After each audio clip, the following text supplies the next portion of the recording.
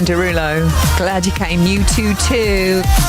Coming up, pick your own playlist. This is Radio 2 on the BBC Sounds app, on your smart speaker and on 88 to 91 FM.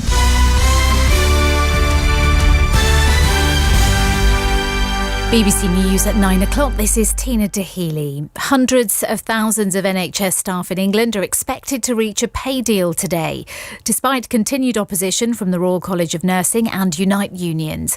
Government ministers will meet health service managers and 14 unions this lunchtime, where they're expected to agree a 5% pay rise this year and a one-off payment for last year. The RCN is expected to ballot for more industrial action.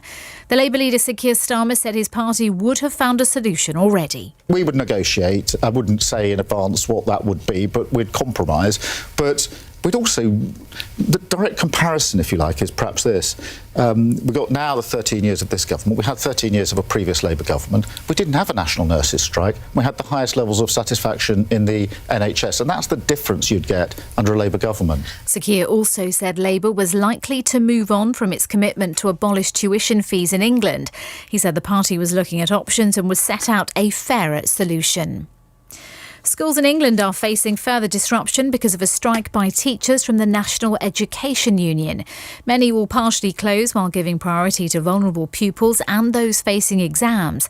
All the education unions have rejected a pay offer of 4.3%, which ministers say is fair and reasonable. Dr Mary Boosted from the NEU said teachers were also unhappy about the lack of staff and resources. They don't want to be taking strike action. Remember, they're losing pay and they are standing outside rather than being in the classroom teaching pupils. But the very fact that the strike has been sustained and the fact that 3 other unions, including the NEU, are now going to be balloting for strike action tells you all you need to know about the parlous state of the profession. The oil giant BP has announced that it made more than £4 billion in the first quarter of this year. That's down nearly £1 billion on the same period last year, but more than industry experts had been expecting. Food prices have continued to rise in the UK in April, despite a fall in wholesale costs. Food inflation was 15.7% last month, up from 15% in March. Thousands of Wrexham fans are expected to line the route of an open-top bus parade to mark the club's return to the